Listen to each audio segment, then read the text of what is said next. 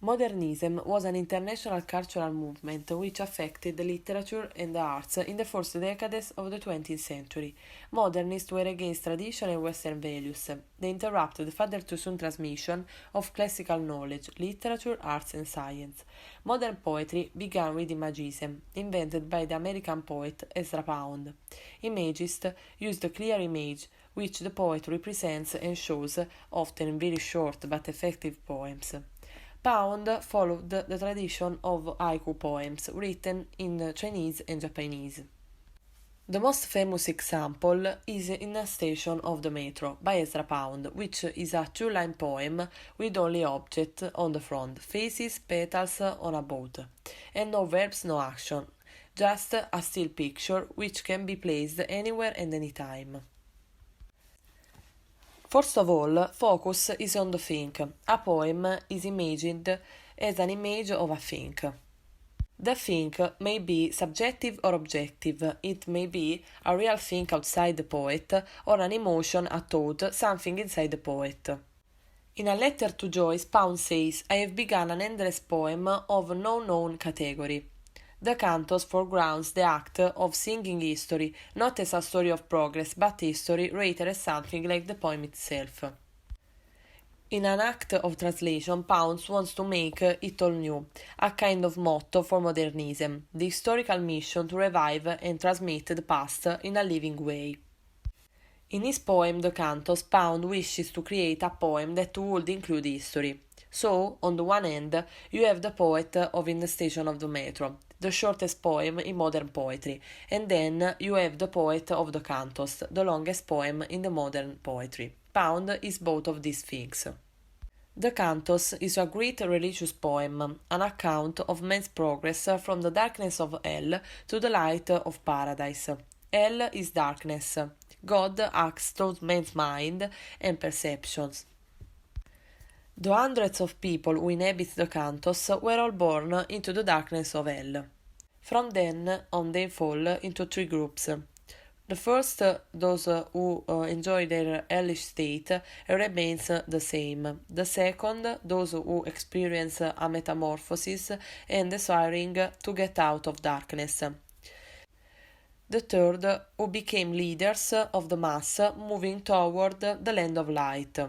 Toward the end of the poem, Pound says that it was his dream to create a special group, but by the end of the poem he had lost his love. The last line of this fragment is an appeal to mankind, to be men, not destroyers. One of the most famous cantos was with Usura.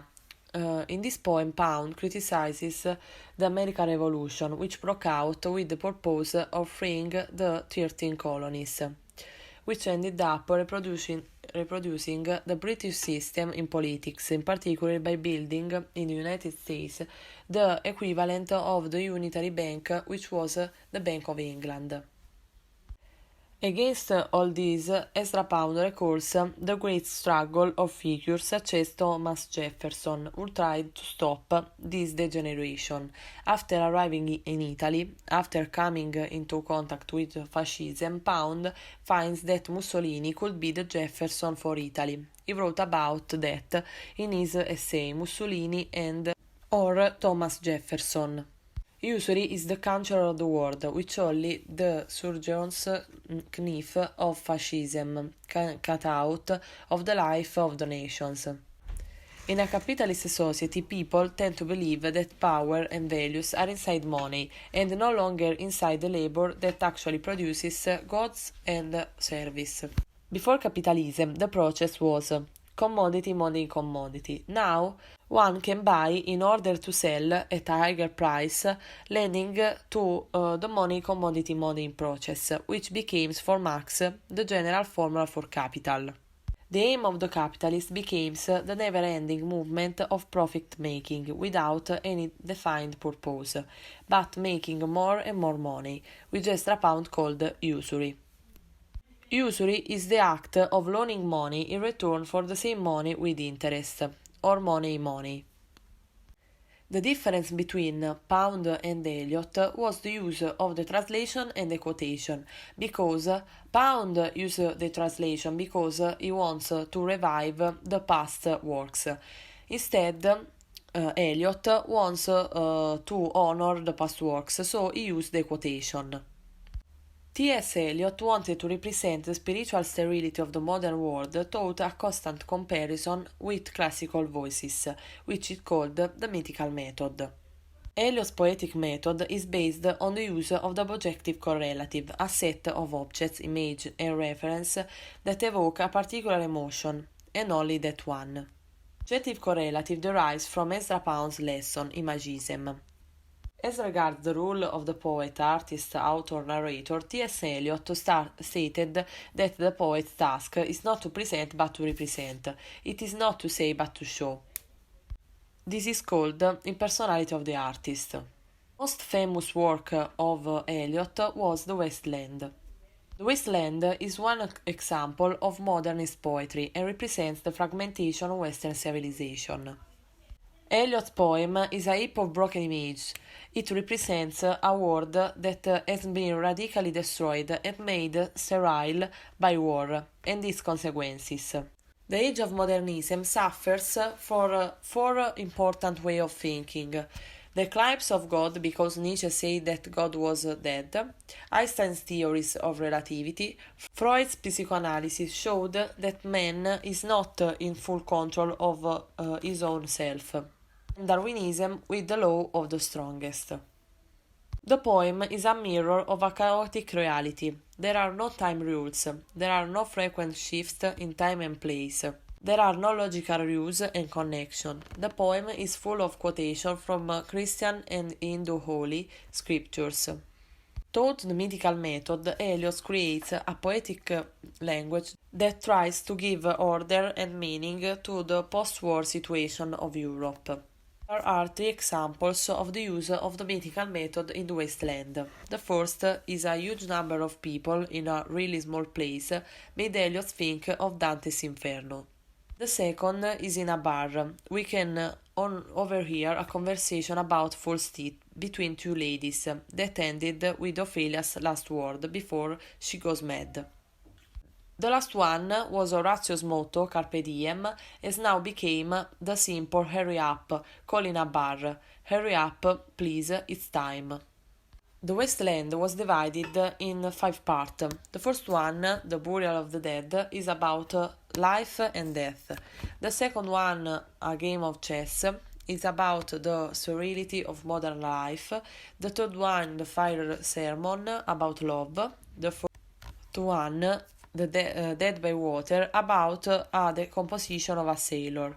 The last one, What the Thunder Said, about humanity in the desert of modernity. James Joyce was born in Dublin in 1882.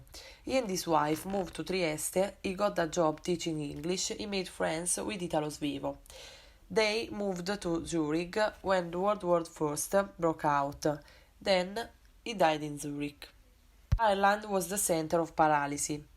Irish people were passive, unwilling or unable to rebel against the British rule. Dubliners is a collection of 15 short stories about people living in Dublin. Clerks, traders, common people, lower middle class Dubliners who were oppressed by British cultural imperialism. The dominant theme of the 15 short stories is the failure to find a way out the paralysis. Each short story opens in medias res, when the life of the protagonist is about to reach a turning point. The critical moment is called an epiphany. An epiphany is a sudden manifestation of a hidden or removed truth, a fear, a secret wish. It's caused by an external object, an unexpected situation, a song, an image. Evelyn is the story of a young woman abused by her alcoholic father. Another male character is the sailor Frank, who is presented in clear opposition to Evelyn's father. While the father represents the harsh and unsatisfactory everyday reality that Evelyn is forced to live, Frank is associated with the idea of freedom. The story is divided into 3 sections. In the first section, Joyce introduced the reader to Evelyn, her house, her environment, and her childhood memories. In the second section, we met Frank. Frank invites Evelyn to follow him and make a new life in Buenos Aires. In the third section, Evelyn deals with her interior conflict when it comes to making a decision. Evelyn has the chance to leave to Buenos Aires with her boyfriend Frank, but she hears a song that reminds to her of a melody she heard on the day of her mother's death, Epiphany. Evelyn promises her mother to look after the house and keep the family together. She wants to keep her promise, but at the same time, Evelyn realizes that the illness of her mother is the result of the terrible life she was forced to live. These thoughts seem to motivate her, but at the dock, where she and Frank are about to embark, Evelyn decides not to leave. Evelyn is paralyzed in her horrible life. Despite her name recalls Eve, the first sinner, the first woman who chose and suffered the consequences of that decision. Evelyn is later a victim, a little, a small, unfit Eve. It is an example of the mythical method. Another short story of Dubliners is The Dead. Gabriel and Greta, his wife, are at a Christmas party at Gabriel's house.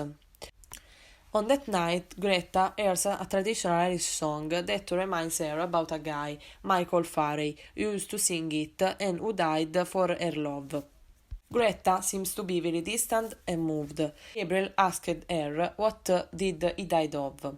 I think he died for me. Greta believes that it was his existence of coming to meet her in the winter and the rain while he was already sick that killed him. Greta's answer is a real epiphany for Gabriel. At first, Gabriel is shocked that there was something or such as significance in his wife's life that he never knew about it. He has never had anything or anyone to live or to die for.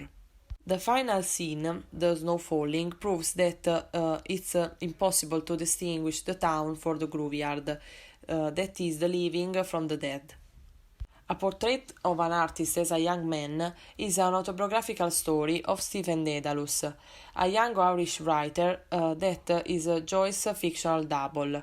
He is a rebel against his family, his religion, his nation. The name refers to Saint Stephen, who is the first Christian martyr. Dedalus escapes the labyrinth using Waxwing.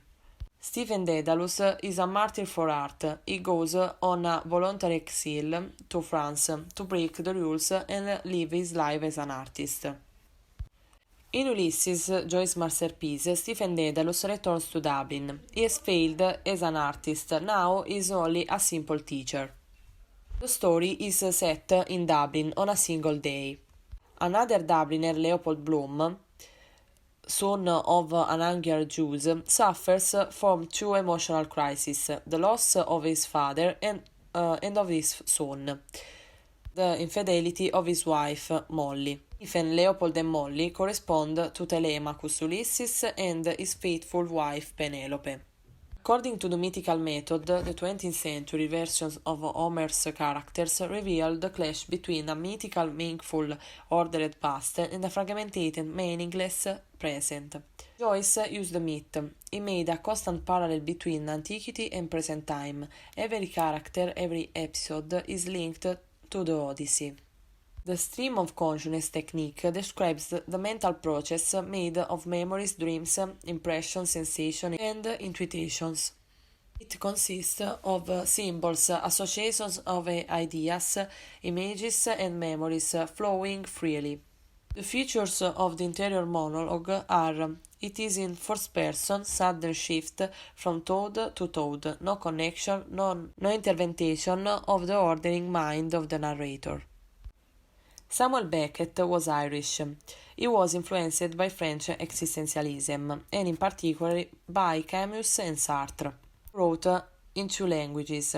He was a mother-tongue English writer, but he knew French very well. When he wrote Waiting for Godot, he did it in French, Un attentat Godot, and it was an instant success. It was later translated into English, and he won a Nobel Prize for Literature in 1969. The historical background of absurdism, that is, of the theatre of the absurd, is World War II. There was a revival of theatre of drama in Britain after the Second World War in the 1950s, and this new form of drama showed a general rejection of traditional values. The modern theatre was divided into two groups, the theatre of anger and the theatre of absurd. Theatre of anger first, called angry young men, were educated playwrights coming from a middle class or working class.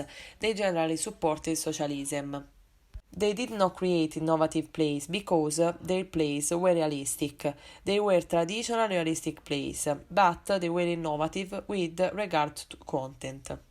The second form of theatre was the theatre of the absurd, under the influence of Camus and Sartre, that is the influence of existentialism. The theatre of the absurd is based on the pessimistic view of man's existence.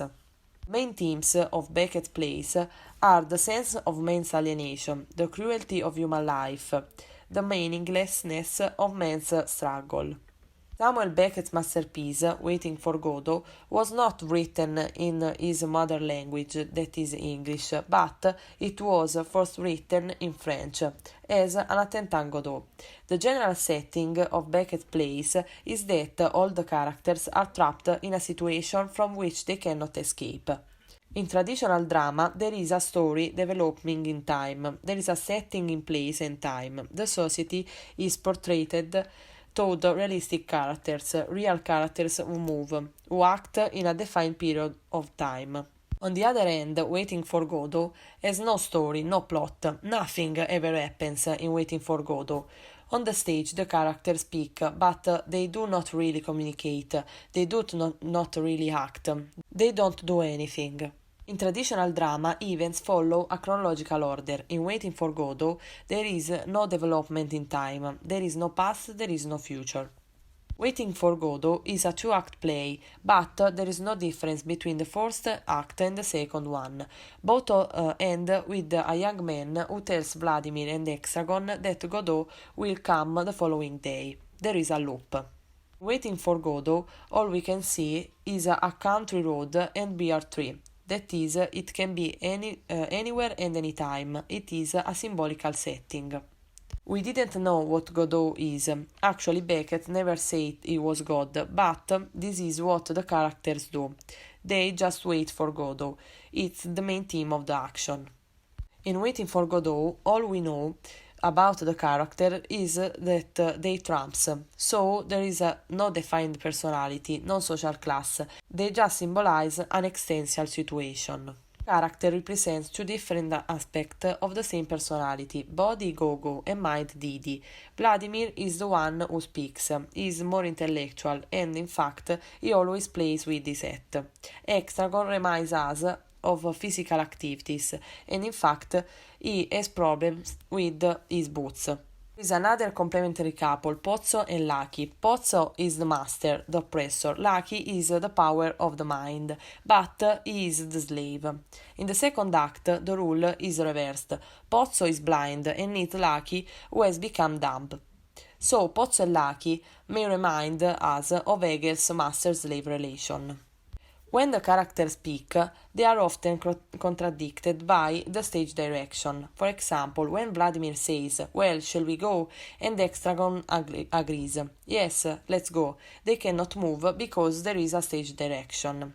Waiting for Godot and the theatre of the absurd in general is pervaded by a grotesque humor. That is, irony about everything, because everything is meaningless.